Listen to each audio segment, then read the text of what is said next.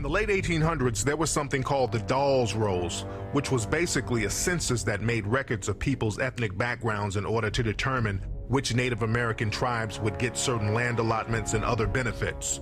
After slavery, many black people were associated with some of these tribes by bloodline, through marriage, through adoption, and even servitude. And because they were associated with these tribes, many black people were entitled to some of these benefits. The government did not want blacks to get these benefits, so they created a separate freedmen's list specifically for black people. They also started to list any full-blooded Native American who had African features as black because they didn't want them getting those benefits either.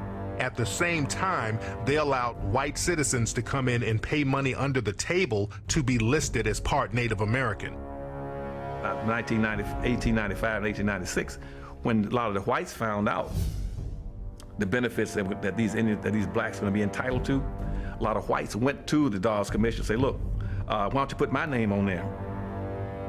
They said, but you're not an Indian. So that's what they said, well, I'll give you $5. So then the rule got around, the policy got around that for $5, that a white could put his name on the Dawes rolls and be called himself an Indian and be entitled to all these benefits, and all their children could be entitled to all these benefits forever. And so that became known as what's called a $5 Indian.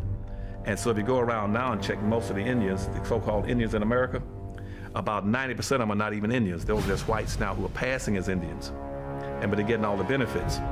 And they're not paying any taxes, getting free college education. They put up a little reservation on the land that they don't live on. They have another home off and get all kind of benefits.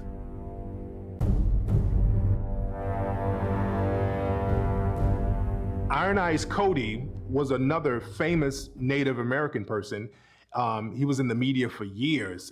In the 1970s, they utilized him for this pollution commercial. He was known as the Crying Indian. So he was a very well-known Native American in American culture. But the reality is, Iron Eyes Cody wasn't Native American at all. He was Sicilian. Both of his parents were from Sicily. So he didn't have one drop of Native American blood in him. He was another fake Indian.